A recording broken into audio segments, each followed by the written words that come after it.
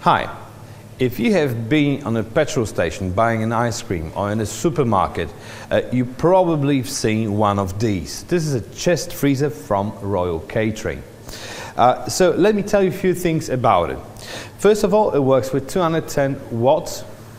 It has 355 liters capacity, and its main feature, it has sliding doors.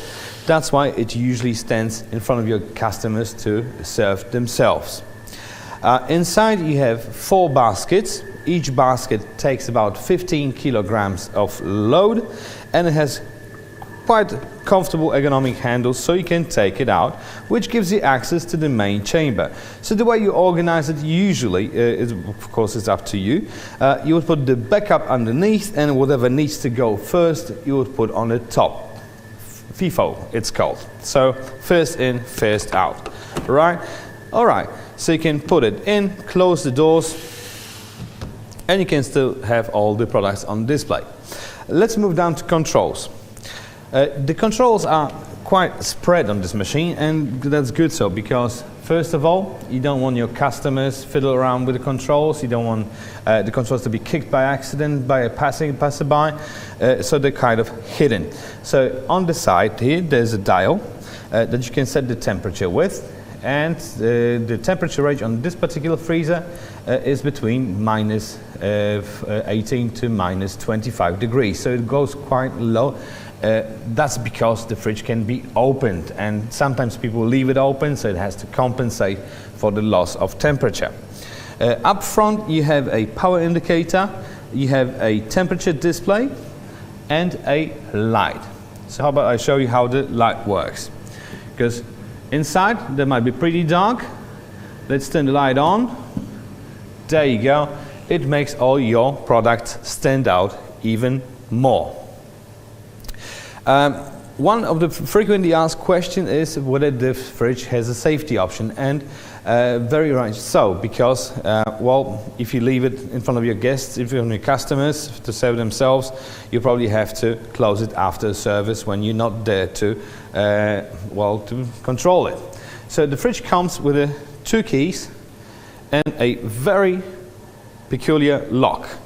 So the way it works, you basically enter the key with the lock into the lock hole, turn the key, and the lock stays in between the doors, so you cannot open the doors, neither one or the second side. Second very often asked question is about defrosting. Defrosting is a very necessary process because the fridge needs to be cleaned, and you can't do that when it's frozen over. Second of all, when there's ice build up, you lose capacity and it's harder to take stuff out. So you need to defrost the freezer once in a while, actually quite regularly. And there's one way to do so. First of all, you just turn it off, completely unplug it from the power source.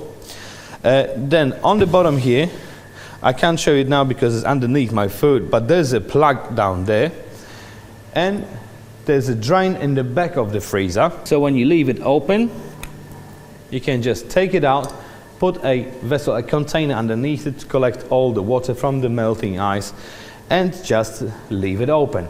After a while, well, an hour or 2 or so, this freezer should be completely defrosted. So afterwards, just dry it, drain it, dry it with a paper towel or a cloth, and turn it back on, and it will be working again with no problems. Also, frequently asked question about the mobility. And this fridge, or actually freezer, has 4 wheels, so you can move it around with no problems, as you can see, and all those wheels have a lock, so you can lock with the wheels so they won't wobble around. But generally it's very good, because if you're in a supermarket of some sorts, you want to be able to clean behind the freezer, so you just unlock it and move it somewhere else, clean it out, put it back on. Alright, so that's about it. I hope I answered all your questions. I thank you guys very much for watching, and I hope I see you next time.